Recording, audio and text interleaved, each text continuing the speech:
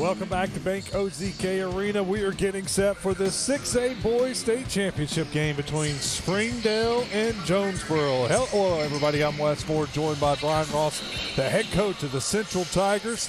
Coach, thank you for being here with us. I know you'd rather be coaching in this game, but it's great to have your knowledge because you know a lot about both of these teams. We've played them both, so I do know a lot about them. And, yeah, this is probably the second best seat in the house. It is a good seat, and it's a good view. And we're going to have a lot of good athletes on this court today. Jonesboro, coached by Wes Swift, very athletic. And when I think Jonesboro, I think of defense.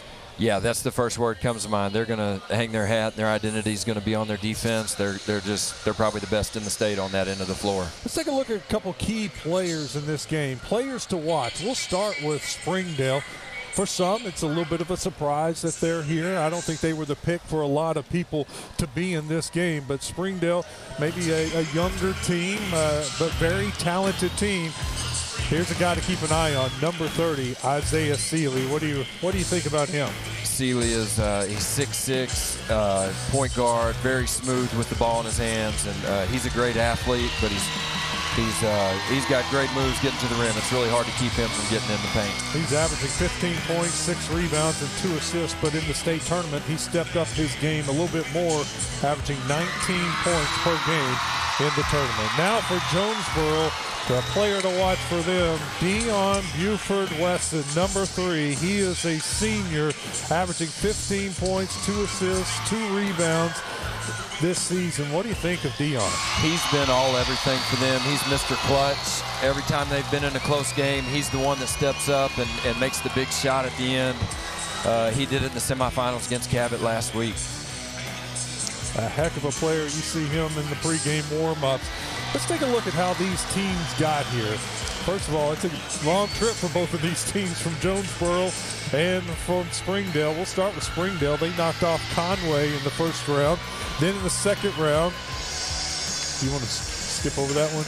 Nah, we can talk about it. 60-55 over Little Rock Central, and then they beat Bentonville West 58-46 in the semifinals. For Jonesboro, they had a bye in the first round.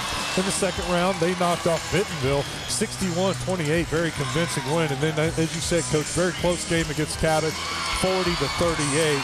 That sets up our matchup right here in the finals, Jonesboro versus Springdale. Your thoughts on the Springdale Central game?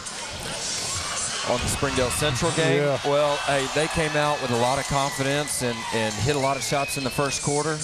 They got us down 12 or 13 points, and we tried to battle back the whole game, but they were just a little bit too far ahead, and we couldn't get it all the way back tied at any point.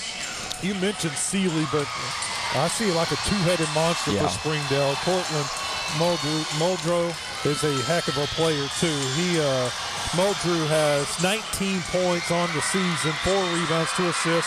He's averaging 22 points in the tournament. He's explosive. He had 36 in a game back in December. He's capable of putting up points in bunches. So look at the Jonesboro starters right there as they call out some of their players. That's a good look at Devarius Montgomery, the senior for Jonesboro. He averages 8 points and 7 rebounds.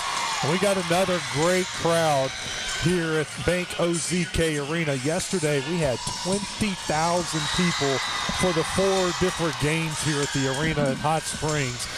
Officially a sellout for the last game of the day. And it's going to be a good crowd. It's still filling in a little bit right now. And you got to remember, it is a Friday afternoon. It doesn't have that feel inside the arena. I feel like it is prime time. It is a night game, but I look at my phone and I'm like, oh, it's only... Yeah, right now it doesn't feel like 1:45 in the afternoon. 2 o'clock right now? No, that doesn't seem right. So a little size for Jonesboro. When you think of these two teams, does one have a definite size advantage over the other? Size is pretty similar. Maybe overall a little bit to Springdale just for their length. I mean, their guards are 6'3" and 6'6". Every kid on that Springdale team looks the part. They come in, they're obviously big and strong. They can get after it in the weight room, and they play very physical, but Jonesboro's not going to be out physical by anybody. Every kid out there is a great athlete, too.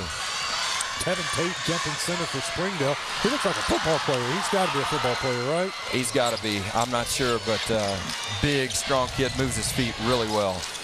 Jonesboro has the ball. Now, Jonesboro's been here. They've done that so much, Coach. Not a surprise, not uncommon for them to be playing in the state championship game. For Springdale, it's been a while. Jonesboro gets the first shots from Dion Buford-Wesson. Big three for him. How much do you think that plays a role in a game when you've been here, and it's almost like it's expected in Jonesboro to be playing for a title? Well, you always, as a coach, worry early in the game, are my guys going to be nervous, and how are they going to react to this? But every one of these kids played in the game last year from Jonesboro, so they're probably comfortable early, but I don't expect the Springdale guys to be scared of anything. Tevin Tate with the offensive rebound, and you saw what I was talking about, the size.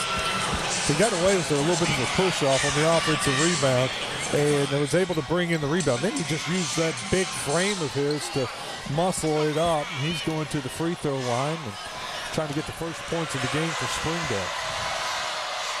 Nice looking stroke from the big guy.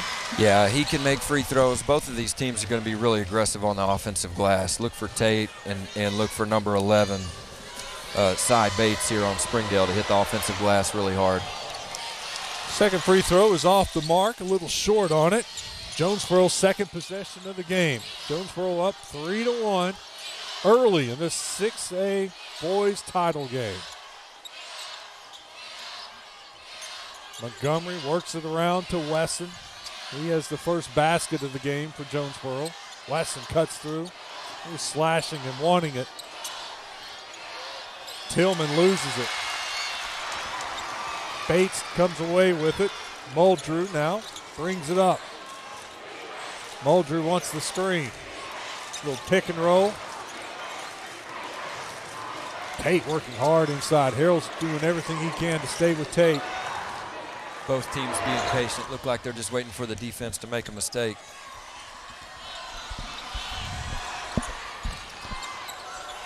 Very patient. Springdale working it, about 5 on the play clock. There's a turnover. Tried to force it in a little bit to Tate there, and Harrell was able to pressure him a little bit and knock the ball off of Tate and rolls out of bounds. It's going to be really tough to get the ball inside the paint against Jonesboro. I mean, that's what they hang their hat on, is keeping you on the perimeter the whole time. Wesson, Montgomery, Harrell with it. Running their little X motion again. They're going to look for number 3 to make a play at some point. 10 seconds on the play clock.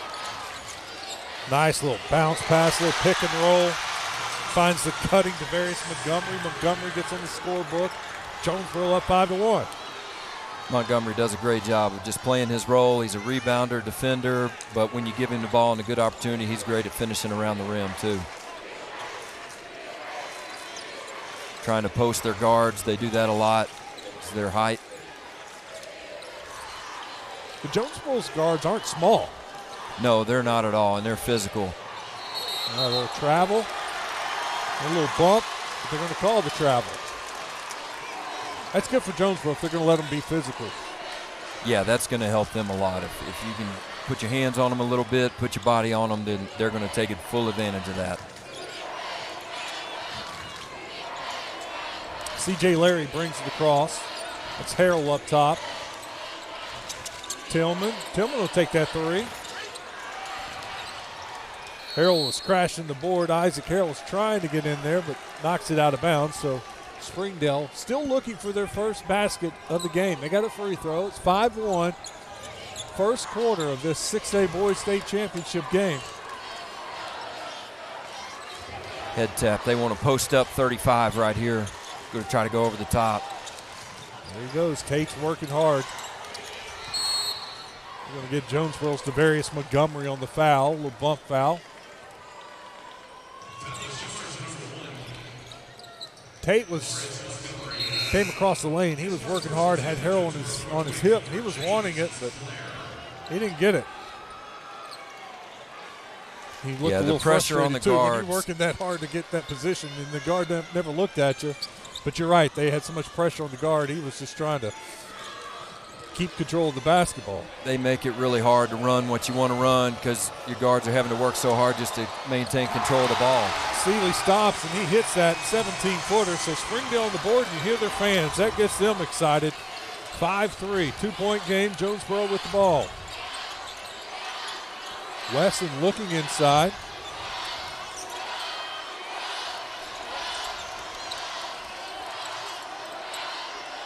Harrell with it outside.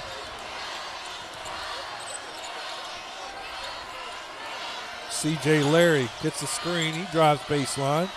He finds a little cutter. That's Tillman. Nothing there. Shot. A little foul attempt. Jonesboro will go to the free throw line when we come back. Fast first 4 minutes. It's Jonesboro 5, Springdale 3. 5-3, a 2-point lead for Jonesboro. You're watching the Centennial Bank State Championships on Arkansas PBS Sports.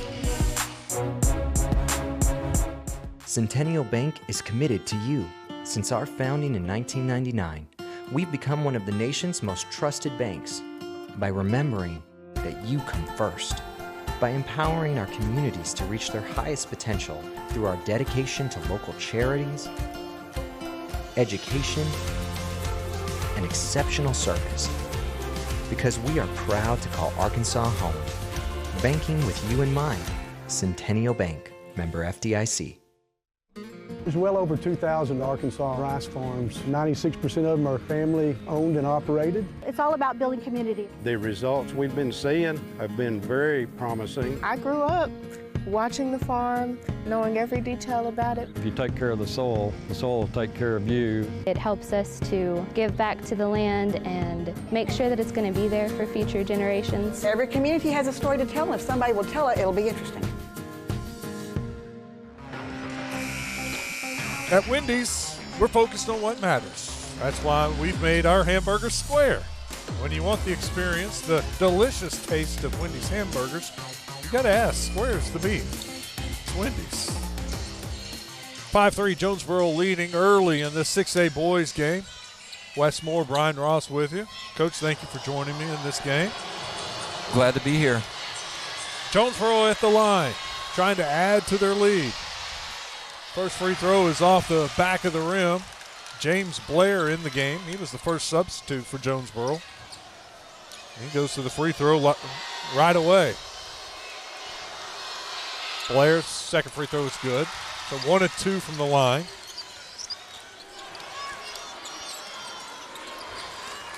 A little pressure from Jonesboro. Springdale works it across the half court. That's Seeley. Gives it up to Tagnus. Inside to Tate. Tate trying to take it up strong. He gets it. Nope. Offensive foul. I think he got him for a travel there.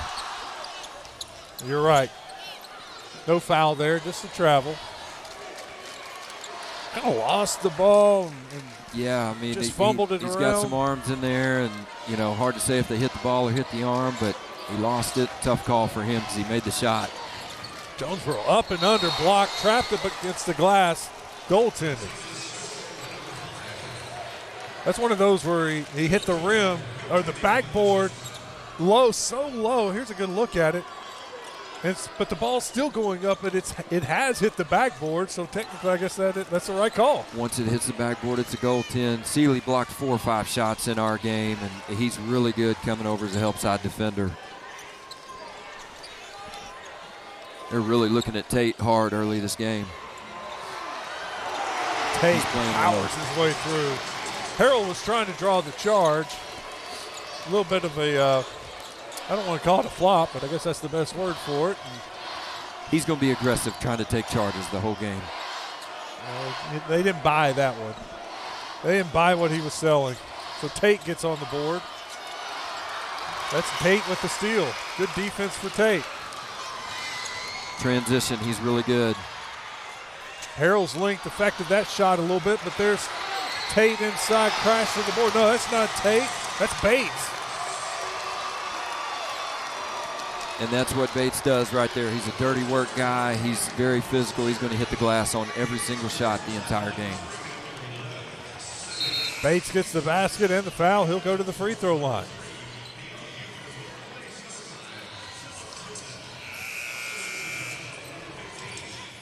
Bates had a nice article in the paper this morning about him, which is good to see. One of these guys who doesn't score all the points and get all the credit all the time. See him get a little media recognition there. Bates averages only 6 points, but he averages 6 rebounds. It really leads the team. He and Seeley 6 rebounds a game. Tate 5 rebounds a game. He gets the old-fashioned and one, and we are all tied. Springdale with a nice little run to tie this up. Little diamond trap.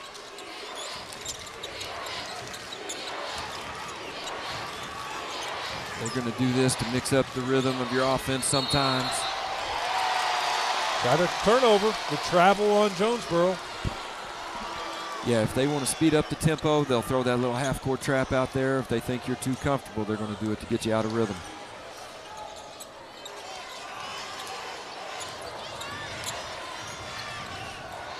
Two minutes to go in this first quarter. Springdale trying to take the lead. It would be their first lead of the game. Inside to Tate. No shot. Wave off that basket. Foul occurred before the basket. That'll be the 4th foul on Jonesboro. So ball will be thrown underneath the basket. Jonesboro's going to make a little bit of a substitution here. Harrell's going out. He'll play 9 guys in the first half. He's trying to get everybody rest and make sure nobody gets in too much foul trouble, and then he'll tighten up that rotation in the second half. A lot of contact. You can see Jonesboro just really kind of ratchet up their intensity.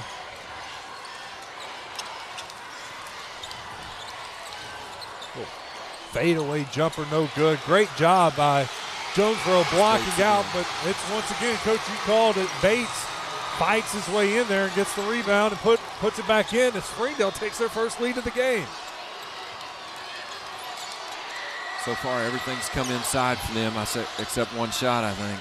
Jonesboro responds. What a shot by Wesson. He started the scoring for Jonesboro. They needed a basket to stop that run, and they get it. Quickly, down the court, Springdale. This time, Jonesboro gets the rebound.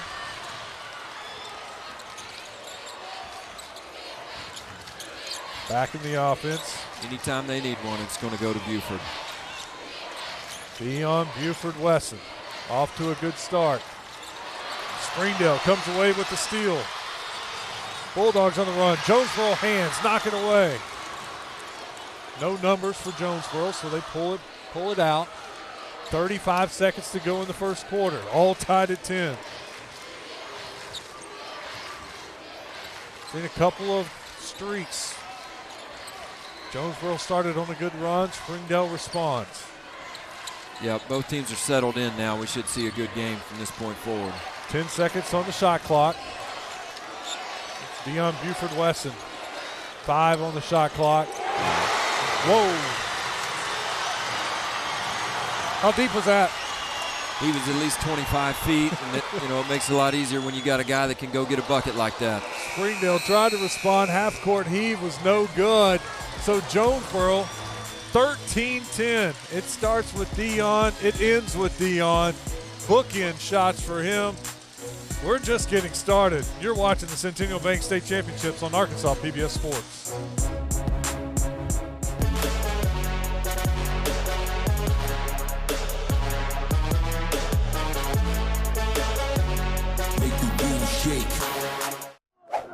Broadcast of this championship game is made possible by the Electric Cooperatives of Arkansas. Over 2,500 team members across 17 local electric distribution co-ops, powering homes, farms, and industries somewhere across Arkansas. We are the Electric Cooperatives of Arkansas. Power and people. Local broadcast of Arkansas PBS programming is made possible in part by Community Bakery. Scratch-made breads, pastries, cakes, treats, and locally roasted coffees. Served daily at 2 locations in Little Rock, 1200 Main and 270 Shackelford.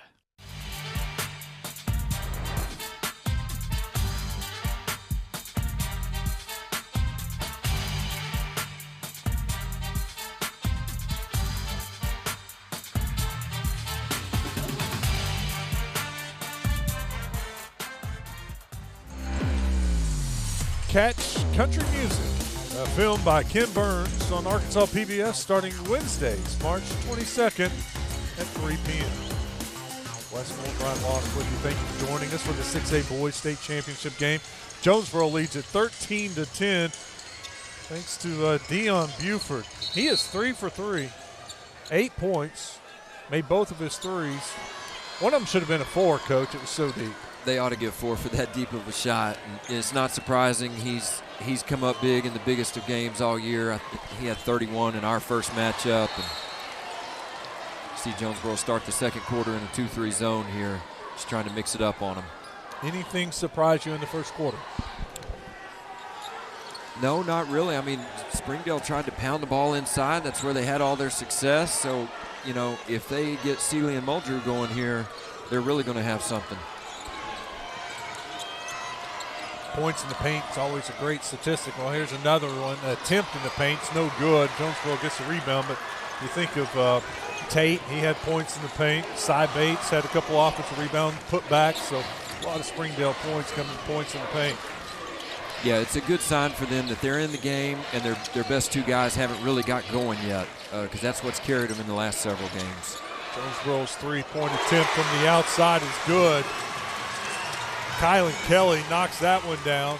Jonesboro with back-to-back threes, and all of a sudden it's a 6-point lead. Staying in the zone here. Does Jonesboro do a lot of that in a zone? When I think of them, I think more man-to-man. No, they've been, I think, 93% man on the year. Very little zone, but they did get some fouls in that first quarter. Maybe he's trying to avoid foul trouble here. Jonesboro pulls down the rebound. Muldrew unable to connect. That's Jonesboro driving in. No foul call. There was contact. Dion Buford Wesson was wanting some contact and the foul call, but he didn't get it.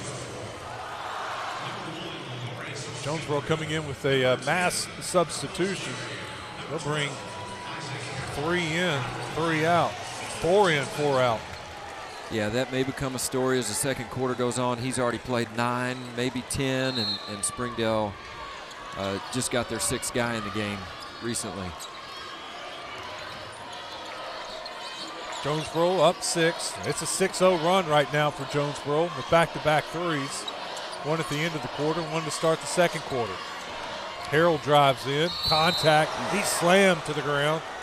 He's in a little bit of pain. Landed on that left side hard.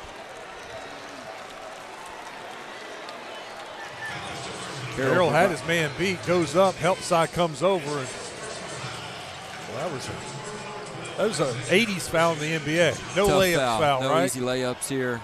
His threat of that 3-point shot is going to make them come out. A little head fake, he can get to the rim on him. Isaac Harrell averaged 11 points this season. He's a senior, 6 rebounds a game. He's going to Elon University. Yeah, he's been really good for 2 years for him.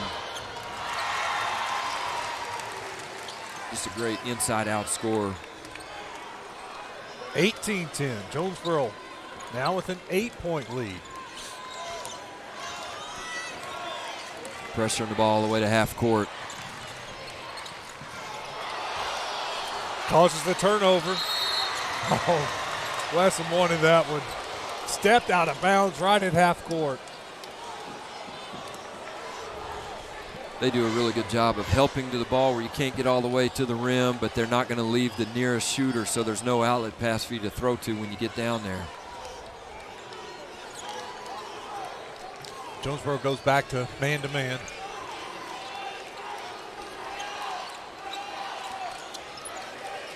Tate, they wanted to push off. Didn't get it. Nice spinning move. Can't convert. Gotta be careful. Seeley got a good look there. Little frustration foul there. Well, Seeley drove in, spins, got open, laid it off the glass, good touch. Just couldn't get it. Couldn't get it to go. Devarius Montgomery is there for the rebound, and Jonesboro has a chance to add to their lead. They are up 8 with about 5 minutes to go in the second quarter. Harrell gets in the middle, good pass to a cutter. Loses the ball. It is a travel. Yep, okay. Good call, Coach. That's the size of Tate. Tate's such a load down there that he's got enough size that there's a lot of guys with some good height here, but he's got a little bit more width on him, I think. That's making a difference so far. Jonesboro 1-2-2, three-quarter court. Just hoping that Springdale makes a mistake.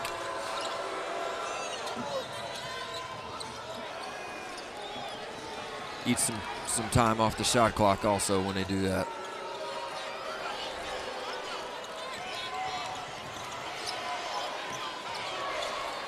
Jonesboro gets the three wide open. They give up the wide open three to Springdale. It's Tangness. Jonesboro right down the court, and they score. Tillman with it. Tillman was soaring through the air. Of all the great athletes in this game, he might be the most explosive.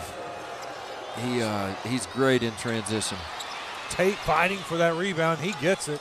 There were two Jonesboro defenders in front of him, and somehow he fights through them and gets the offensive rebound. Tate has it down the low block. Let him go to work. Spinning. Fake. Up. He gets fouled. Tate will go back to the free throw line. Tate's having a major impact here in the first half. That last three for Springdale was huge. Tangness in the corner. And that's what he does. He's a great three-point shooter, somewhere around 38, 39% on the season. He hit 4 straight against Conway in the first round game that really kind of blew that game open in the second half. Well, that's been kind of the story, and I know that was your question mark for Springdale was, you know, they've got their 2 scorers with Muldrew and Seeley. Can they get a third person to score for them? So far, they've had a third and a fourth show up, so they're in good shape right now. They just need to get some stops.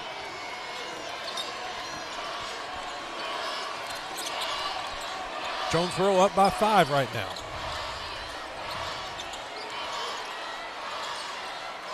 That's Harrell with it. Harrell wants to shoot that. It's off. Long and right.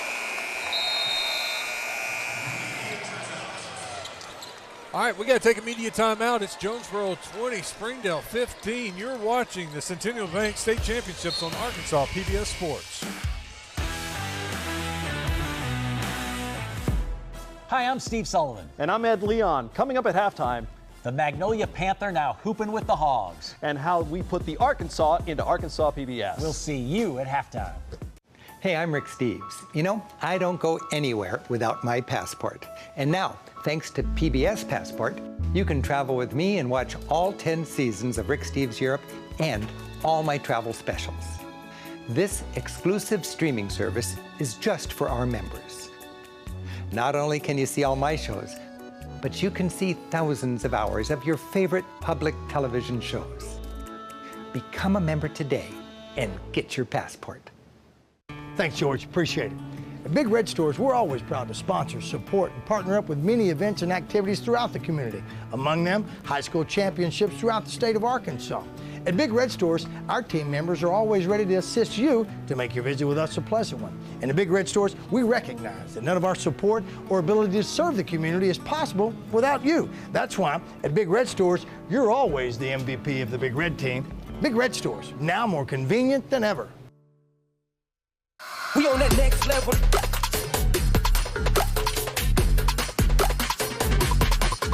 We on that next level. Experience the action all over again next week. Watch all the championship games and Arkansas PBS sports features at youtube.com/Arkansas PBS. Westmore and Brian Ross with you. Coach, good news for Jonesboro. They're playing good defense on Muldrew and Seeley. They're 2 top guys. They've only got 2 points, but Jonesboro's lead's only 5. So what's that say about this kind of a game? Well, I think that's probably good news for Springdale so far. I mean, if those 2 guys have combined for 2 points and you're still in it at this point, that's a great sign. And if they ever get going, now you're really in good shape. Jonesboro, of course, is focusing on those 2 guys, but the other guys are stepping up. Yeah, Tate's been impressive. A corner 3. Rattles in and out. Jonesboro on the run, but Springdale's back on defense. They're going to attack. They got a corner three. Kind of fumbled the pass. No shot. Tillman trying to go to work. He kicks it back outside. James Blair, number 24, into the game. That's Tillman with it. Harrell thought about the long three. He just missed the long three. Now he has to take it with the shot clock winding down. Great job of Tate blocking out.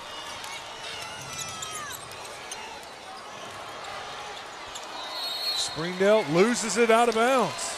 That was Muldrew. Muldrew loses it out of bounds. Got his teammates talking to him, trying to calm him down. Looked like he had something going, and they just closed the gap so quickly with about 3 help defenders. Like Zion Sanders there. He came over and was trying to calm him down and get him to relax a little bit. You can see the frustration on Muldrew. Yeah, that's a senior there trying to calm down a sophomore. Great pass. What a great drive. Philip Tillman drives it in and leaves it off for James Blair. Blair finishes the layup. That's why they created the assist right there. That's the prime example. He did all the work. Yeah, you draw the help. Get credit for something there. And Tate, you know, that was on our scouting report. He's going to come try to block every shot. You've got to be able to make that pass to have success, and Tillman did it right there. Tate with a great look inside, but once again, it's just not falling right now for Seeley. He misses the chippy. Very uncharacteristic for him. I didn't see him miss one of those last week. Jonesboro a little strong on that right-handed runner.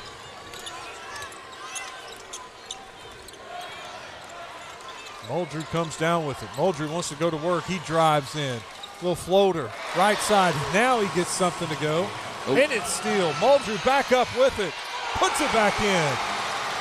Muldrew has something to say to look like the Jonesboro fans, the Jonesboro cheerleaders. They're kind of laughing. He might have thought he got fouled on that one. Maybe he was talking to the official that was standing in front of the cheerleaders. Official looked back at him pretty good. I don't know what he said. But Mulder, he's a tough shot taker and he's a tough shot maker. He's really special talent. How about that shot taker and shot maker from Dion Buford-Wesson? They needed that after a little quick mini 4-0 run for Springdale. Muldrew's pointing. Tate, give me a screen right here. Come stand right here. Yeah, Buford's 4 for 5 now, and all 4 of his makes have come first play of the game, and then the other 3 all answered a run.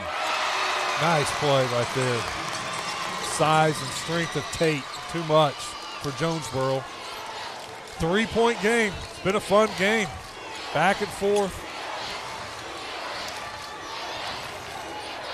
Jonesboro trying to get the last shot. 10 seconds to go in the first half. A little head fake. Get it to Harrell down low. Fumbles the ball. Springdale comes away with it. A whistle.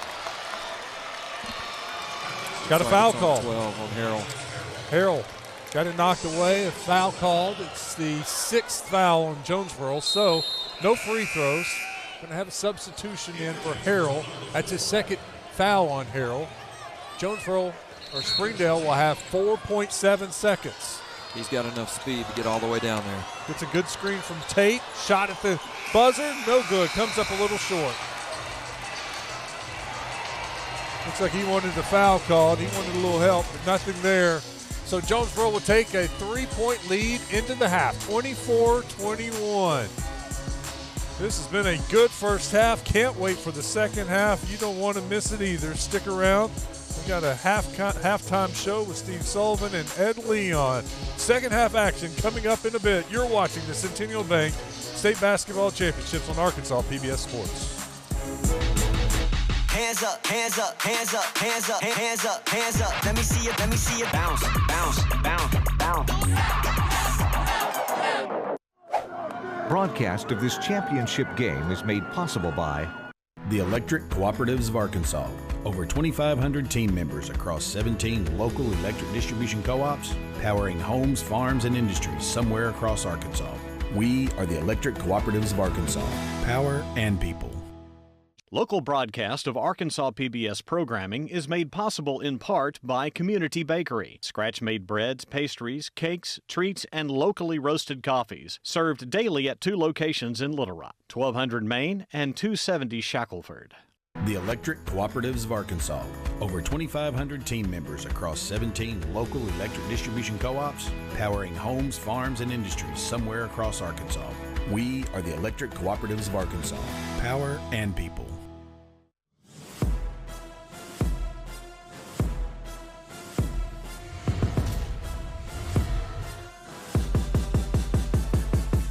Hey everybody, it's halftime once again at Bank OZK Arena, but stay right here because we have plenty to show you.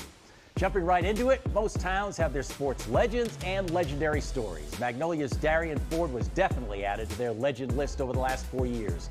Let's take a look at a little-known fact about his championship performance in the state finals last year.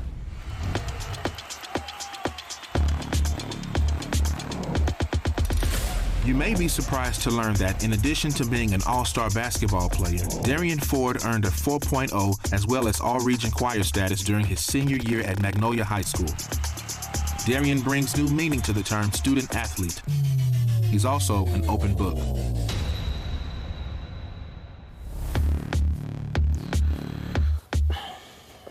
What would you like to know?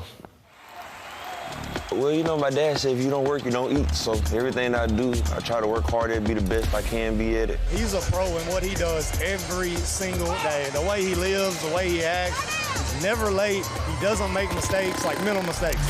Just to see him commit to choir the same way that he commits to God, the same way that he commits to basketball, the same way that he commits to academics and to his community.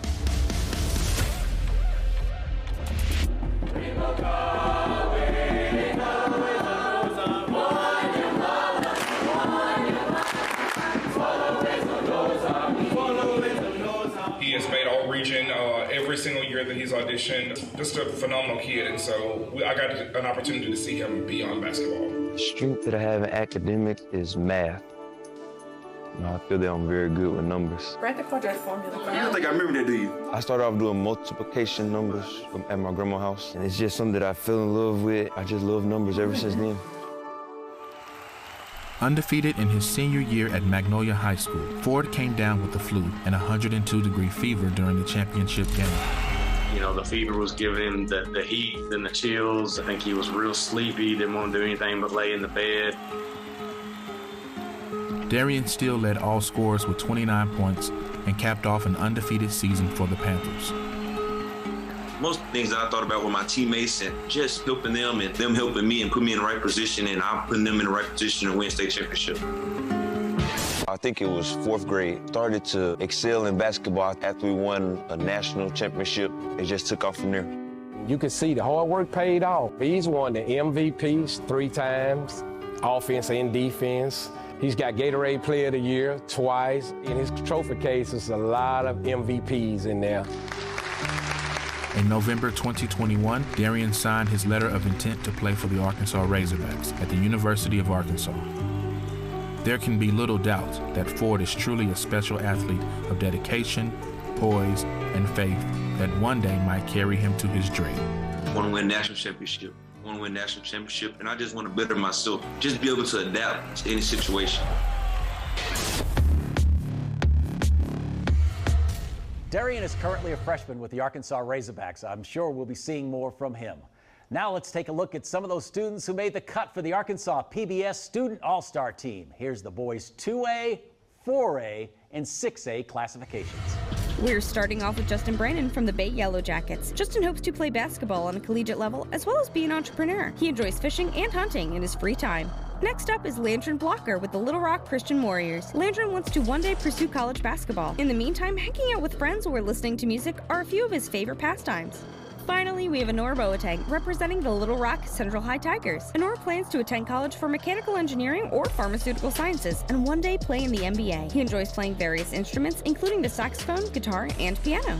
To see all the Arkansas PBS Student All-Stars, visit the Arkansas PBS YouTube channel or scan the QR code. Congratulations and keep up the good work. Now let's get over to Ed Leon and hear about some more Arkansas stories. Ed? Thanks, Steve. We know these broadcasts bring us viewers who may not be aware of how much we focus here on local productions, Arkansas productions. I think we're unique in the media landscape in that way, from sports to public affairs to full-on documentary films. The amount of content we create here at Arkansas PBS that is relevant to your life is unmatched. Here's a taste.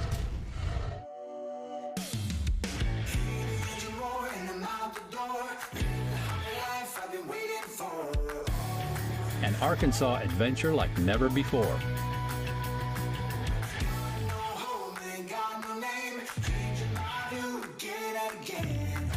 To be a sustainable farm, you have to make investments for the future. And I hope they found a lot of good stuff. Well, I hope they feel love. Hello and welcome to Talkin' Country.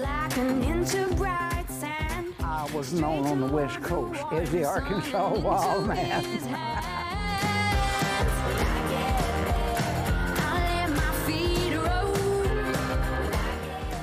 Amazing creators and entrepreneurs dig into their inspiration and see how they let it shine into the world. Got some microphones here. You gonna do a little something for us? Oh, the coat of many colors. Which way? You pick. You pick. In my coat of many colors.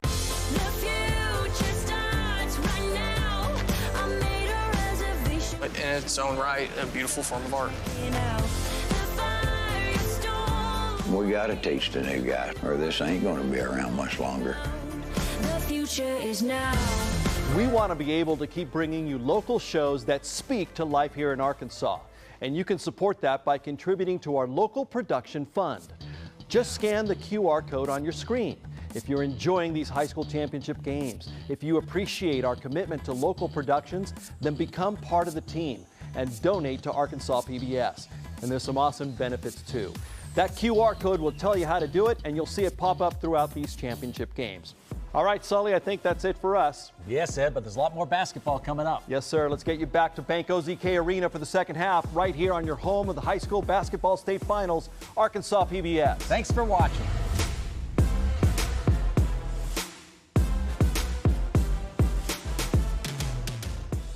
The Electric Cooperatives of Arkansas. Over 2,500 team members across 17 local electric distribution co-ops, powering homes, farms, and industries somewhere across Arkansas. We are the Electric Cooperatives of Arkansas. Power and people. Can you see her greatness? When you attend her games, when you cheer her on, or when you participate in any way, you support your community and make it better, and you will see her greatness. Join us as we pledge to increase the visibility of women's sports in our communities. It makes a difference when we all are involved. At Everett Buick GMC, we proudly support our local female athletes and encourage you to do the same. See her greatness. We on that next level.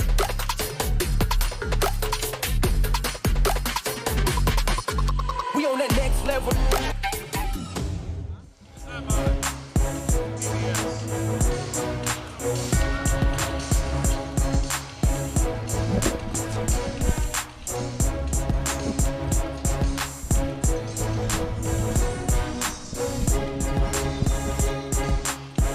Back at Bank OZK Arena, halftime of the boys 6A state championship game. You can see Jonesboro leading Springdale 24-21. Wes Moore and Brian Ross with you. Thank you for joining us. Coach, are you surprised with this a little bit in the first half? I'm not surprised that it's close, but I am surprised considering that Seeley and Muldrew haven't really scored a ton of points. It looks like they've combined for 6 points, so Springdale's role players have really stepped up huge to keep this thing close in the first half. Look at the shooting percentage for Jonesboro. They've made 64% of their shots, yet they only have a 3-point lead. So if I'm Springdale, I'm feeling good. My two stars have like 2 points. I'm trailing by 3, and Jonesboro shooting the ball really well. Yeah, if they can get their two guys going and Jonesboro comes back to their average, then you're in good shape. I tell you, look at the bottom two lines of those stats. That's the most telling stat of the first half to me. Springdale has 4 offensive rebounds. Jonesboro doesn't have any offensive rebounds. And it's led to 8 second chance points for Springdale. They've had 4 offensive rebounds. That math tells me, Coach, they've converted all 4 times. They scored every time they got one, and, I mean, that's all 11 Bates. And you're seeing some of the highlights right now, and that's those offensive rebounds. Yep. Those guys have just willed their way to keep themselves in this ball game, even when their first shots haven't been falling. And where would Jonesboro be without that man we just saw celebrating, Deion Buford? He's got 10 points. He's been big in all their biggest games all year, and I don't expect any drop-off from him in the second half. If it's close late, he's going to make a big shot. On the pregame show, we told you the guys to watch were Springdale, were number 3, Cortland Muldrew, and number 30, Isaiah Seeley. We weren't messing with you. They are the guys. They're guys. But it's been Cy Bates and Tevin Tate for Springdale that's leading them in scoring. Tate with 7, Bates with 5. And that's exactly what you were just saying. It's been their role players stepping up. And normally, Coach, you think about role players. Role players do good at home. You know, when they go on the road, sometimes those role players disappear. This is a neutral site game, but it's a big stage, and yet these role players are huge for Springdale. Got to be impressed with what Tate and Bates have done. Yeah, and you're looking at 2 guys that are seniors, and they've been through all the battles, and they were ready for this when their time came, and they've played well in the first half of the state title game. Muldrew with a hand in his face, no good. Credit Buford with some really good defense. Jonesboro trying to push the pace a little bit. We didn't see a lot of Devarius Montgomery in the first half. He had 2 fouls, and he sat. In fact, he only played 5 minutes in the first half. What does he mean to the team? Oh, he's going to be a big piece in the second half. I guarantee he's going to come up with a couple offensive rebounds that they need. You saw right there his driving game, even though he stepped out of bounds. He can drive right or left and go finish off the glass. 3-point game. Springdale never led in this game, have they? It was Buford, very beginning. Look there. Once again, that's Bates. Cy Bates inside. He got his points off of offensive rebounds. That time a nice little post move. Had great position. That's 3 versus 3 right there. Springdale's going to do everything they can to make 3 give it up on those ball screens. Going back inside to Montgomery. He uses his quickness to get around Tate. Tate may be bigger, but Montgomery's a little quicker. Gets around him and gets the lay-in. Lead grows to 3.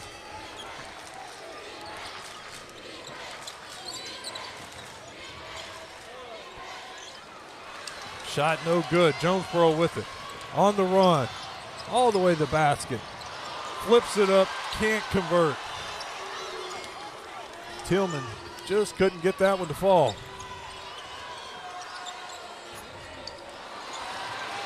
Seeley just a little bit off tonight. That's 2 shots in a row that have been in and out. And you notice Jonesboro hitting the glass, doing a better job of keeping Tate and keeping Bates off of the offensive glass. That was a huge problem for Jonesboro in the first half.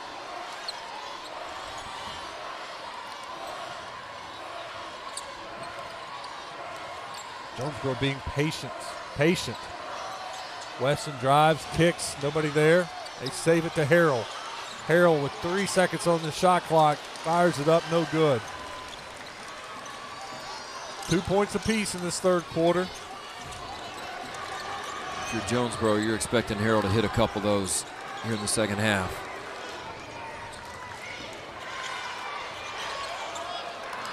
Strong move. Can't convert. We've seen that from both teams to start the second half. Little out of control that time for Tillman. Springdale's 2 stars have come out and gotten 4 quick shots off. None of them have fallen yet, but if they do start going, they're going to be in a good spot.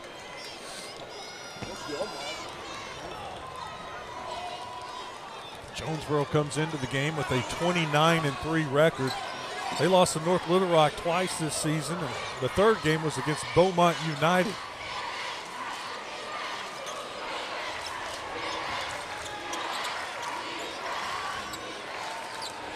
Yeah, the only time Jonesboro's lost since Christmas was North Little Rock. Tate Little out of position. Tillman up ahead. Lobs knocked away for Jonesboro. Good hustle to get back by Jonesboro. Jonesboro flying around right now defensively, making things difficult. Got a timeout for Springdale. No, it's a foul. When he blew his whistle, he's pointing down, and I thought he meant the coach right next to him and called the timeout. Well, that's what I thought he was calling too, but Coach Price will take the foul call. They're just saying foul on the ground.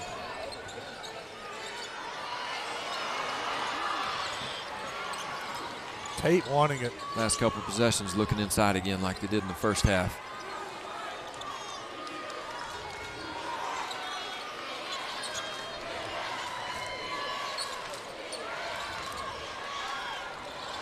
Tate was looking inside. It was a good look, good thought, but nothing there. I'll tell you what, Tillman had enough of the layups he was missing. I'm going to just throw this one down. It's impressive. He's only about 6 feet tall, but he can really fly. I did not know he had that in him. He's definitely got that in him. I've seen it quite a few times.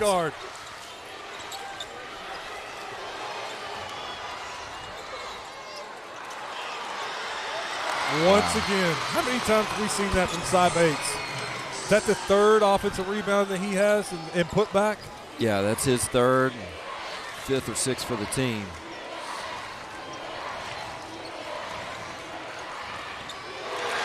Nice little jump shot that time from C.J. Larry. We get a timeout from Coach Swift. Yeah, he's going to want to talk about this rebounding situation. They can't keep giving those up. We'll take a timeout with them. You are watching the Centennial Bank State Basketball Championships on Arkansas PBS Sports. Broadcast of this championship game is made possible by the Electric Cooperatives of Arkansas. Over 2,500 team members across 17 local electric distribution co-ops, powering homes, farms, and industries somewhere across Arkansas. We are the Electric Cooperatives of Arkansas. Power and people.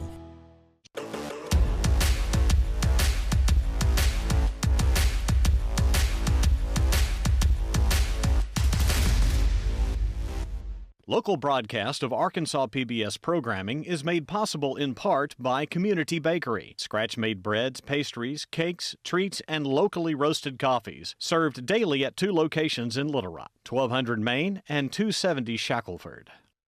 You know, I think athletics are really important for young people. It teaches you to not only trust others, but to help others when they need a pick-me-up. And I think high school athletics do a great job of saying, hey, I can lead you, I can show you how to do something, or I can follow your example. I'm Bobby Swafford-Knight asked that you think about giving to Arkansas PBS.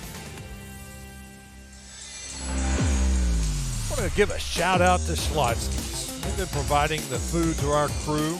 Our crew's doing a fantastic job. Schlotzsky's in Hot Springs, 3251 Central Avenue, doing a fine job. Go get you some Schlotzsky's for lunch or dinner.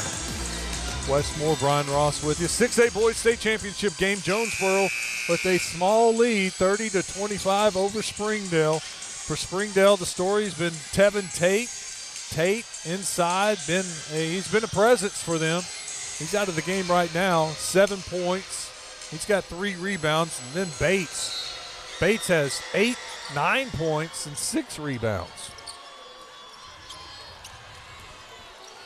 Jonesboro still shooting the ball extremely well, 60% from the field, but yet the lead's 5.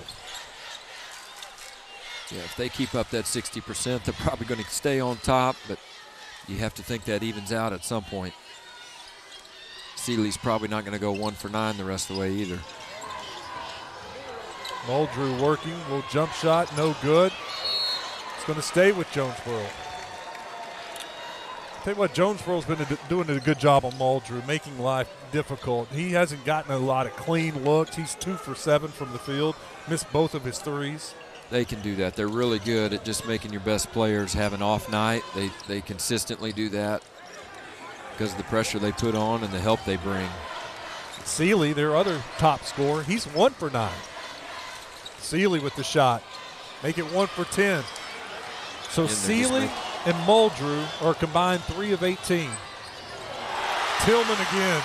Tillman going to the rack, providing a boost for Jonesboro. That's about his 4th or 5th time to get out in transition. this half. Springdale's going to have to get back. Here he is again. Tillman, you know what he wants to do with it.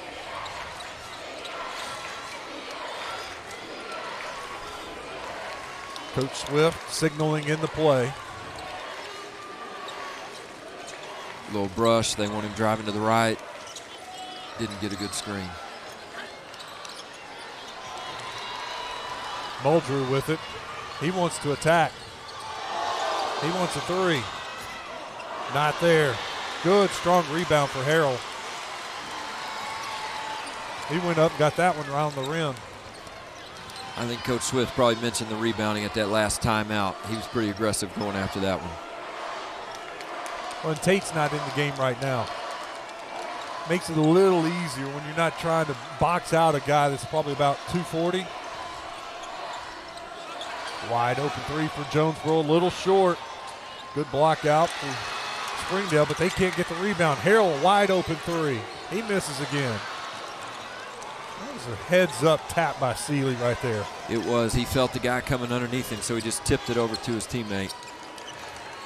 I've seen him do that before. He's pretty smart. Seeley and Muldrew trying to get it going. They are combined 3 for 20 from the field, but yet they trail just by 7. Tate got his hands on another one, but he couldn't bring this one in. Mass substitution for both teams. Jonesboro will bring in 3. Tate back in for Springdale. Last 38 seconds in the third quarter. Jonesboro pulling away a little. They've outscored Springdale 8-4 in the third quarter. Springdale needs to get the ball back inside the way they were in the first half. Taking a lot of tough mid-range shots.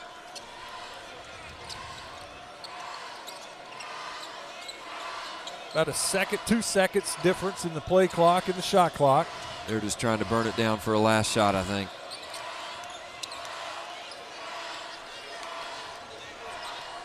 Ten seconds on the shot clock. Down to 5. They'll take the 3.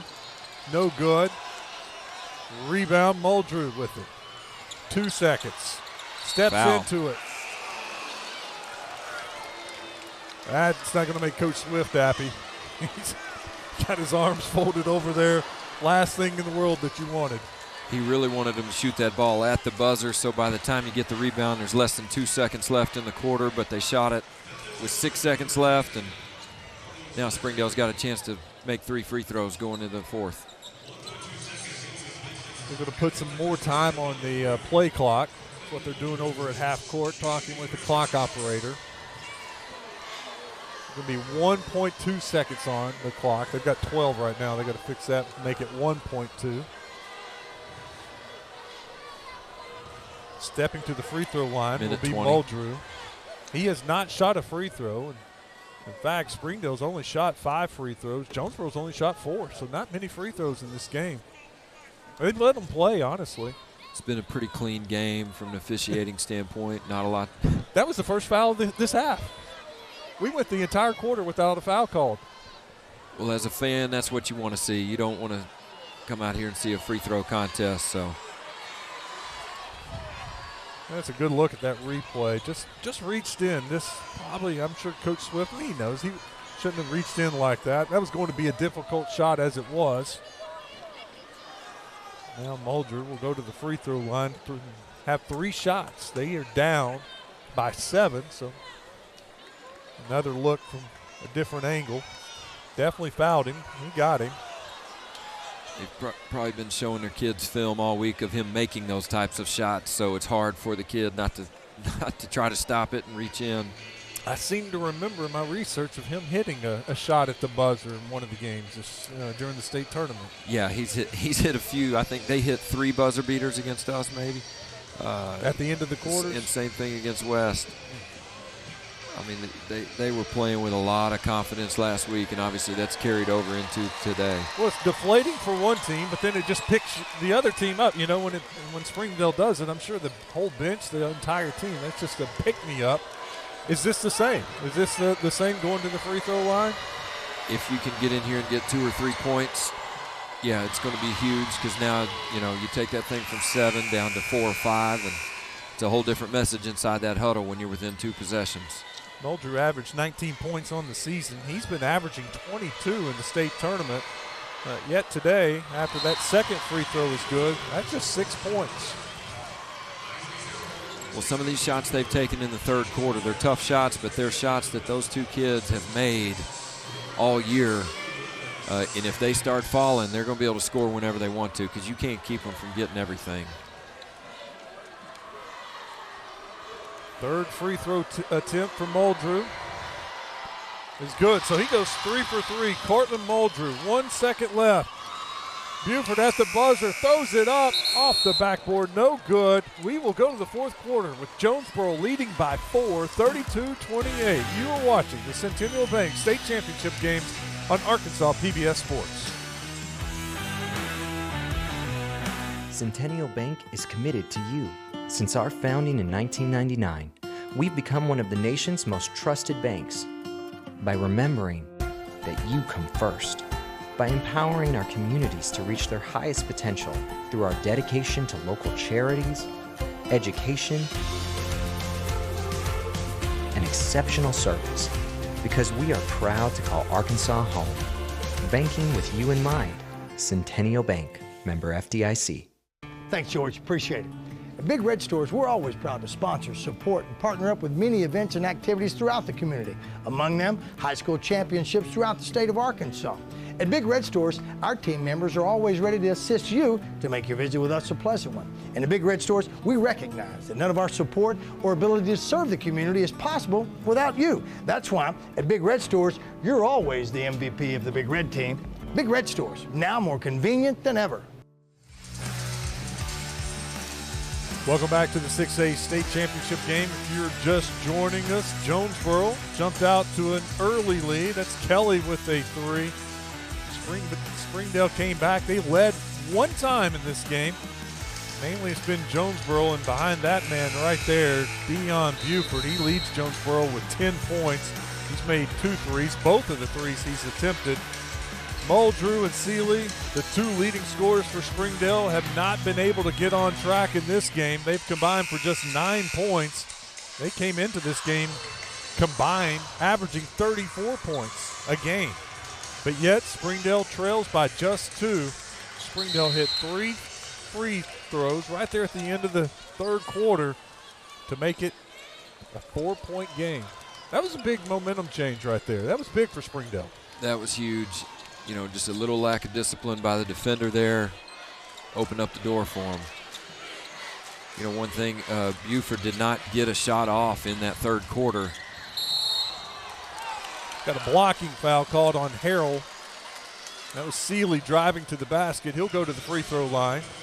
Seeley has not been to the free throw line in this game.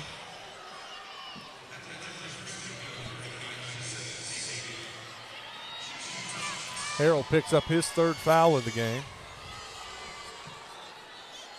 Seeley's around 80% on the season.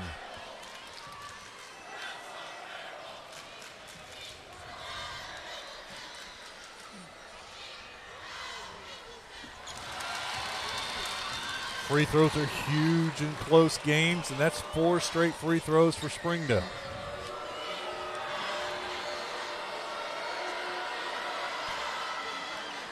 Can't convert on the second one. Remains a 3-point game. Tillman with it for Jonesboro. Tillman was huge in the third quarter. Tried to work it to Harrell, but they turned it over. Muldrew with the steal. He drives down. Can't finish. But that is his teammate that comes flying in and finishes it. Seeley with the offensive rebound. Another offensive rebound for Springdale. That right there was what Springdale does. Transition, take a shot, and then crash the glass. Second chance points, 12 now for Springdale, none for Jonesboro. Coach, you take away that, I mean, it's a different game. Totally different game. I mean, Jonesboro's first shot defense has been incredible, as it always is. But yeah, the second chance, if Springdale wins this, that's going to be the story for sure. Well, Springdale scored 31 points. 12 of them second chance points. Yeah, it's really amazing that how difficult Jonesboro can make it for you on the first shot. But join the basketball conversation on social media with Arkansas PBS Sports. Use that hashtag, Arkansas PBS Sports. You know, one thing to watch, Muldrew and Seeley have both gotten some free throws, and then they're a putback layup. Maybe that's what helps them find their shooting touch from the outside now. They got some easy ones to get them going. We saw that in the game last night. One of the star players struggling a little bit, went to the free throw line, made a couple of free throws, and then the next thing you know, knocked down a three. Just to see that ball go through the net, that feeling, that wrist popping and that ball going through the net just gives the shooter confidence to step out and make a shot. That's what we tell our guys. If you're struggling, go get you an easy one at the rim or get some free throws, and that just restores that confidence. 1 point game. Jonesboro with the lead and the ball. A little contact there, but they've been letting them play all day. Buford gets loose for a three, just short. Look good from here. Springdale gets the rebound. Thought Harrell was going to get that offensive rebound, but he just couldn't bring it in. Yeah, he was fighting hard, had his fingertips on it. Muldrew to the basket. He gets it to go. Springdale takes the lead. It's been a while since they had to lead, but they've got it here in the fourth quarter. Now you can see the intensity pick up. They're all communicating, coming down the floor. Student sections getting crazy over here. Who's going to step up for Jonesboro? Harrell with it. Harrell drives in to the basket. Left-handed layup, good. Jonesboro retakes the lead.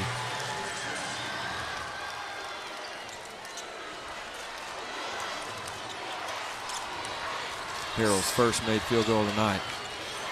Seeley, Buford on him. Looked like he might have gotten away with a little bit of a walk.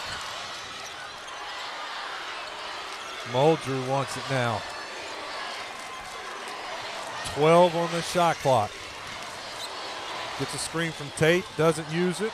Double team, baseline jumper off the side of the backboard. It's Jonesboro's ball. Muldrew looking around, he wanted a foul called.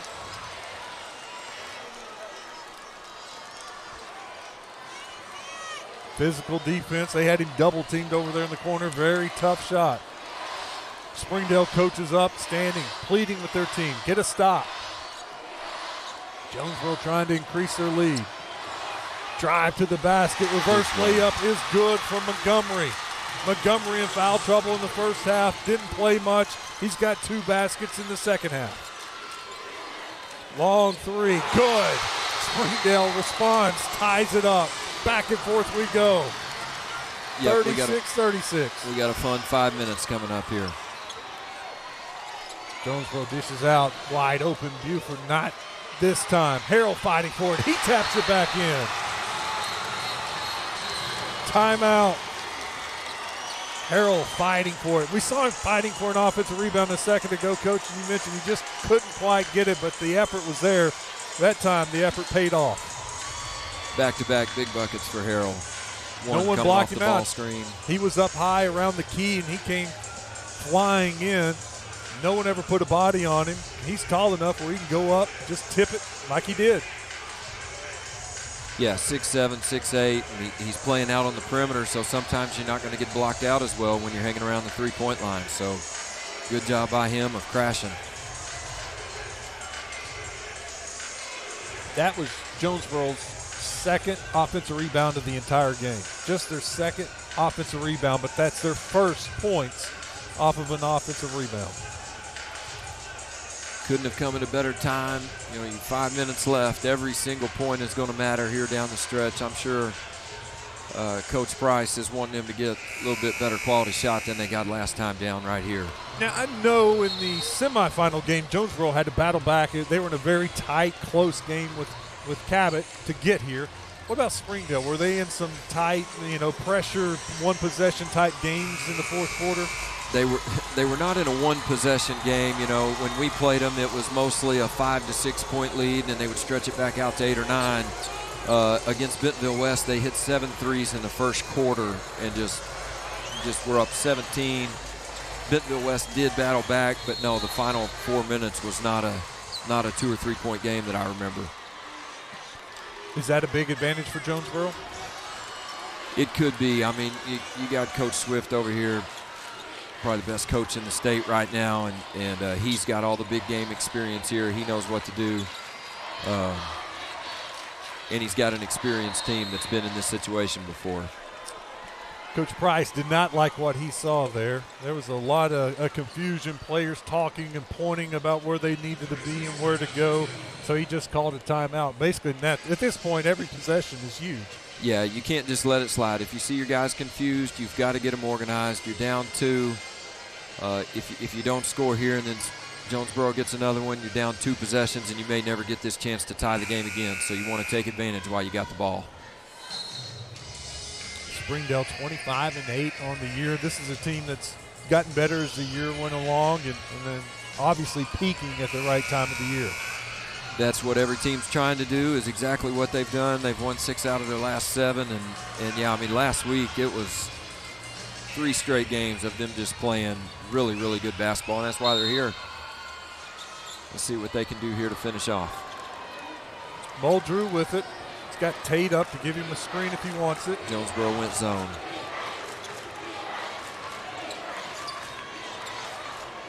Work it down in the corner. They get a shot. Short. Harrell there for the rebound. Tillman with it on the wing. Tillman to Harrell. Harrell driving in to the basket, loses it. Stay with Jonesboro. How about the move there from Wes Swift? After the Springdale timeout, he goes to the zone. Yeah, that was smart. I mean, they were confused on the play, so Coach Price calls timeout. Probably redraws the same thing, and then now it doesn't work because you're in the zone. Jonesboro looking for Harrell. Wasn't there. They were wanting the lob. Springdale did a good job of defending it. Tillman looking over at Coach Swift. He pulls it out. 4 minutes to go. Tillman all the way. Little 15-footer off the front. Harrell gets the rebound. Harrell's come up big here in the last couple of possessions on the offensive glass. That's a senior who's not wanting to lose this game. Still plenty of time on the shot clock, 20 seconds. Getting the offensive set ready. Montgomery. Tillman down low. Nothing there. Buford drives in, floater, no good. Muldrew with it. Muldrew wants to go to the basket. Oh, wow. Offensive foul called on Muldrew. Doesn't use that offhand to push off. Foul called. Jonesboro ball when we come back. Jonesboro leads it by 2, 38-36. You're watching the Centennial Bank State Championship games on Arkansas PBS Sports. For every moment, for every memory, from that first car to your first home, to your first child, and all the highs and lows that tomorrow might bring. For everything that matters most to you and your family, there's someone right around the corner dedicated to helping you protect what you love. Your local Farm Bureau insurance agent. Farm Bureau Insurance. Real service, real people. Can you see her greatness? When you attend her games, when you cheer her on, or when you participate in any way, you support your community and make it better, and you will see her greatness. Join us as we pledge to increase the visibility of women's sports in our communities. It makes a difference when we all are involved. At Everett Buick GMC, we proudly support our local female athletes and encourage you to do the same. See her greatness. We on that next level.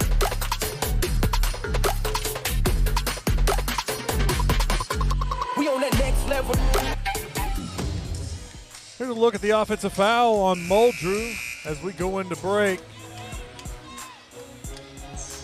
Yeah, the offhand, the left arm just pushing off there on Montgomery. Not a lot there, but it created the space to get the shot off. Yeah, I mean, he definitely stuck his left arm out there a little bit. Might have been some contact before he did that, but it's a tough call for Springdale right now. Coming up on 3 minutes to play. What's Springdale doing here, now Coach? They've gone zone. Looks like they want to trap. Trying to create a turnover here. Maybe they can get something in transition. Uh-oh, don't want that to happen. Buford. Little Euro step, reverse layup is good. If you're going to trap, you cannot leave Buford open on the backside. It's got to be somebody else. Tate with it for Springdale, up high. He gives a good screen. I say a good screen. It was an illegal screen. That's why it was good. 2 straight offensive fouls called on Springdale, back-to-back possessions. Yep, that's not what you need right now if you're the Bulldogs. Coach Price was looking at the closest official to him. He said, that may have been an illegal screen, but you missed. They were grabbing our jersey, holding our jersey. He was holding his shirt, stretching it out, pulling it, demonstrating what was happening to his players. It's always tough when you feel like the whole game's been going a certain way and then one of those calls happens with under 3 minutes to go. Jonesboro with the ball up by 4. 2:15 to go. Buford dribbling around, gets it to Harrell. Harrell backs his way in, pivots, shot in the lane, no good. Big good rebound. Good, strong rebound by Seeley. Seeley kicks it out in the corner, corner 3 short. But guess who was there, but that time he couldn't get it. Cy Bates. We've seen Bates with the offensive rebound time and time again tonight. He was in position to get it, but could not corral this rebound. Here's a look at it. Look at Bates underneath. Oh, it glanced off the side there, kind of caught him off guard. Yeah, he was in position battling. That's all you can ask for. Sometimes those balls don't bounce exactly where you think they're going to. He thought it was going to be an air ball, and he was right there to get it, catch it, and go back up with it, and it just barely caught the side. They've got to have a stop here. Tillman is so strong with the ball. He's tough. And then, of course, when you got Dion Buford-Wesson, coach just pointed to his elbow. Now he wants a timeout. Harrell's out.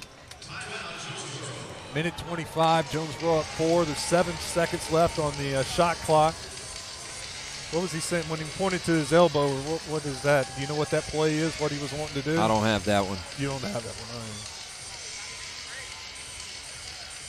I think he just subbed Harrell back in, though, for this offensive possession. Got 7 seconds here. What are you thinking? They're going to try to get the ball to Buford real quick. And he's got to go create something off the dribble. They may go ball screener. They may just put them all low and let him create the way they did at the end of the Cabot game. He can get a shot off, though. Is he their best shot creator? He's going to be the best creator, and he can make tough shots. He can make those mid-range, leaners and floaters, and he's got a good enough handle to squeeze through tight spaces when he needs to. Now, if you're Springdale, do you come out and do something like Wes Swift in the last time out? He switched his defense, went to a zone, and kind of caught him off guard. Is there something Springdale can do? I'm doing anything possible to make sure number 3 doesn't get to create. If they throw it to him up top, we're going to run 2 at him real fast, but we're not going to leave Harrell. Then you're going to open yourself up for offensive rebounding possibilities, though, especially with Montgomery over there. Harrell's going to keep crashing hard, too. They're going to get it to You're Tillman. going to play it straight up here with Tillman. He's going to have to hurry. 5 seconds. He's going to the basket. Looks. Corner 3 for Buford. Good at the buzzer. Coach, was that drawn up? Yeah, it was. I mean, he ran a little hammer set there, drive to the baseline, kick it to the opposite corner. What an answer. From 1 3 to the other 3. Back-to-back threes. Dion Buford-Wesson, Cortland Muldrew. Just like that, Springdale gets it to a 4-point game. Under a minute to go. Jonesboro with the ball. They lead by 4. They're wanting to burn as much clock as possible before they have to shoot. A little handsy there. Got a little handsy. That's only the third team foul on Springdale. Not a lot of fouls called in this half. That's just the third team foul on Springdale. Jonesboro with 3 team fouls. So Springdale going to be aggressive. If they want to get to the bonus, they're going to have to foul 4 times real quick. But like you said, they can go for steals and not worry about fouling. But that resets the play clock, so they could burn off pretty much the rest of the game if they wanted to, so they are forced now to foul. You really don't want to send Buford to the line. I know he was 10 for 10 against us in the first game. You got to make somebody else catch the ball when they do get in the bonus. 4th team foul. You might make someone else catch the ball, see if they'll turn it over before you foul him. But if they get it to him that easy.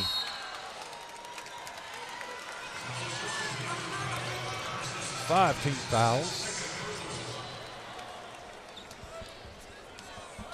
He's quick. I mean, I don't know how you keep him from catching it. They had 2 guys on him there, and he still sprang wide open.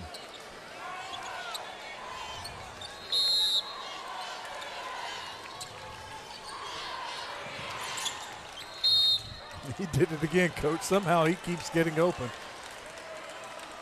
That's 6. I'll have to do it one more time. Well, now's really the time you do not want him to catch it. Yeah, you got to make someone else catch it. He's going to go 2 for 2. There's no doubt. Anybody else, they might go 2 for 2, but they might miss. Tillman gets it.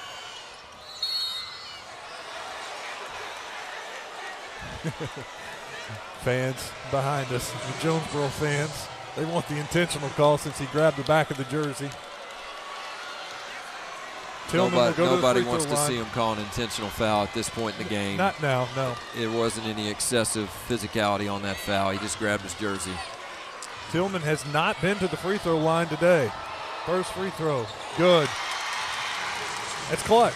That's what wins games. That's what wins championships. And they don't have a bad free throw shooter out there. All these guys can make them. You're just trying to pick anyone besides Buford because I think that gives you your best chances right now. Coach Swift called that timeout. It's a 30-second timeout. Jonesboro's up by 5. Tillman can make it 6.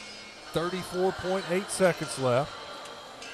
Springdale just need a quick 2, or do you want a 3 here? If you can get an extremely quick 2, you'll take it. But they've got guys that can create their own shot, and they can do it from 3, so you're probably going to take your chances with that because either way, you're going to, even if you're hitting 3s, you're probably going to have to score 3 times. Jonesboro's not going to score 0 points here unless you get a steal. I'm guessing Jonesboro, they put in their defensive lineup. They're going to go with their little 3-quarter court pressure just to slow them up coming up the floor.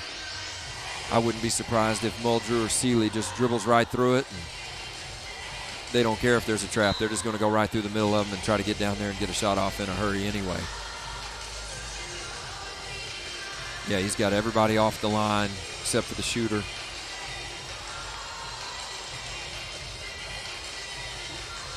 They're going to set up their 1-2-2. Some smiles from the Jonesboro players. They're starting to feel it, maybe a little early. But they're feeling definitely not over yet, but confident. They're in a good spot. Tillman misses. Springdale needed that. Oh, 2-1-2. Almost had a steal. A little pump fake 3, rattles out. Good rebound. Good rebound. Devarius Montgomery. That was a huge rebound. Yeah, I mean, you had 4 Springdale players down there, and he's the only Jonesboro guy in the vicinity, but he came up with it, and that's what he does for their team. To be honest, that Portland Muldrew 3 was a lot better than I thought. When he double pumped it, kind of clutched it and shot it, I thought it was going to be way off, and that thing rattled out. He's that type of guy. He can make tough shots. And one end, a 3 rattles out, and this one rattles in. Montgomery makes it a 6-point game. And that one falls, 7-point game, so now it's a 3-possession game. Muldrew dribbles through, stops, gives it up. Wow. Banks it in. That's a 2, just a 2. Timeout, 46-41. still got a little bit of life in that Springdale team. They're going to have a steal to make it happen at this point. Down 5, 13 seconds. You're probably not going to be able to send Jonesboro to the line 2 different times and have them come away with 0 points. So you need a steal on the inbounds pass here. It's just really tough. With Buford's quickness, he's going to get open, and you know that they're going to have a good decision maker throwing the ball inbounds to get it to him. And Tillman also. I mean, those are 2 guys that can handle the ball and are quick enough to get open. And that's all you're looking to do, get it in. As soon as they get it in, you would think Springdale's going to foul. You don't even really necessarily need to even pass the ball right here. Just get it in. And then hold on to it because they're going to reach in, start slapping, trying to foul you. You're just going to try to make them throw some crazy pass over the top. And it becomes a jump ball situation, and you got a chance to come up with it.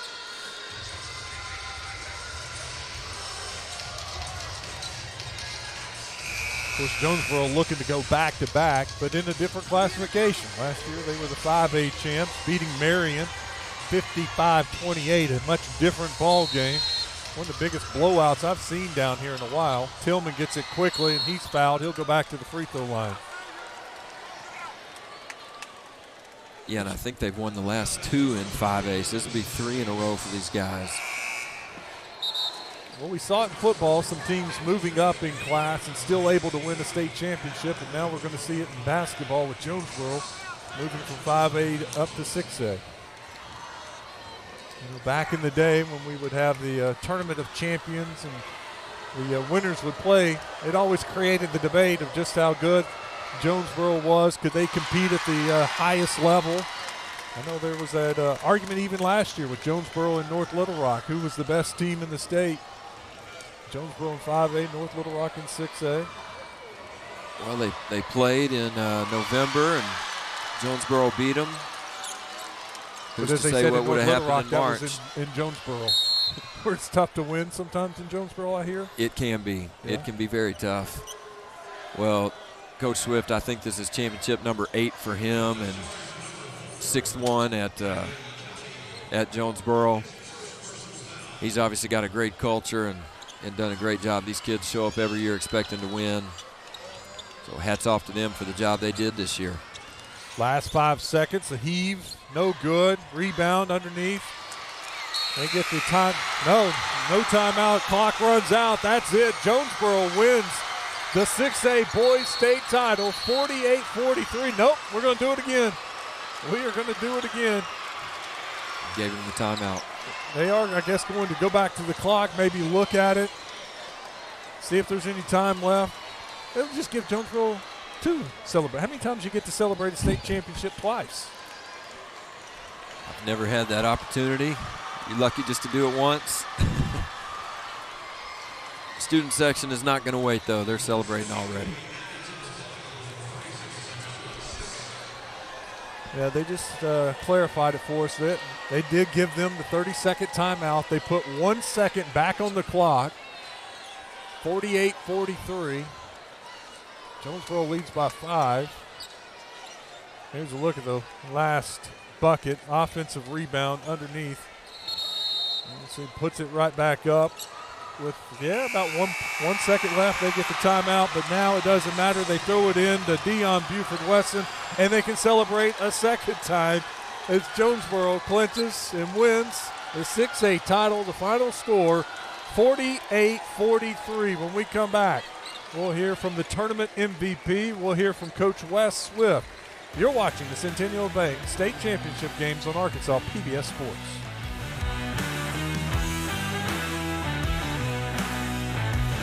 The Electric Cooperatives of Arkansas. Over 2,500 team members across 17 local electric distribution co-ops, powering homes, farms, and industries somewhere across Arkansas. We are the Electric Cooperatives of Arkansas. Power and people. Centennial Bank is committed to you. Since our founding in 1999, we've become one of the nation's most trusted banks by remembering that you come first, by empowering our communities to reach their highest potential through our dedication to local charities, education, and exceptional service. Because we are proud to call Arkansas home. Banking with you in mind. Centennial Bank. Member FDIC. For every moment, for every memory, from that first car to your first home, to your first child, and all the highs and lows that tomorrow might bring. For everything that matters most to you and your family, there's someone right around the corner dedicated to helping you protect what you love. Your local Farm Bureau Insurance agent. Farm Bureau Insurance. Real service, real people. Stream the best of PBS on any device with the PBS Video app. All your favorite drama, history, science, news, and documentaries, all in one place. Watch your PBS station live or catch up on the shows you missed.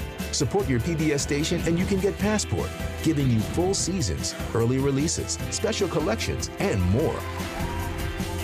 Download the PBS Video app or watch online. Can you see her greatness? When you attend her games, when you cheer her on, or when you participate in any way, you support your community and make it better, and you will see her greatness. Join us as we pledge to increase the visibility of women's sports in our communities. It makes a difference when we all are involved. At Everett Buick GMC, we proudly support our local female athletes and encourage you to do the same. See her greatness. Thanks, George. Appreciate it. At Big Red Stores, we're always proud to sponsor, support, and partner up with many events and activities throughout the community. Among them, high school championships throughout the state of Arkansas. At Big Red Stores, our team members are always ready to assist you to make your visit with us a pleasant one. And at Big Red Stores, we recognize that none of our support or ability to serve the community is possible without you. That's why at Big Red Stores, you're always the MVP of the Big Red team. Big Red Stores, now more convenient than ever. Hi, I'm Jay Schwanke, the host of Life in Bloom. I want to thank viewers like you who make Create possible. Your gift goes a long way in keeping public television channels, including Create, on the air. Nailed it. Perfect. And if you're not a member, please consider supporting your local public television station today. That's it? That's it. Easy. Easy peasy. Thanks for watching. For students, it's always more fun to include the arts when you're learning. I mean, just to have expression, to see different forms of entertainment, it always just makes it more fun. And when I heard that my mother was recording different sections that teachers were gonna see, I was excited for the students who will get to use it in their classroom. Arkansas PBS is a place where everyone can see themselves, where everyone can find themselves, where everyone can be a part of something bigger than themselves. For more than 50 years,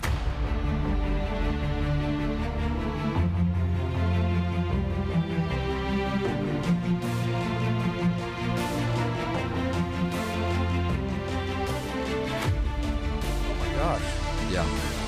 Welcome back, where Jonesboro claims the championship, this time in 6A.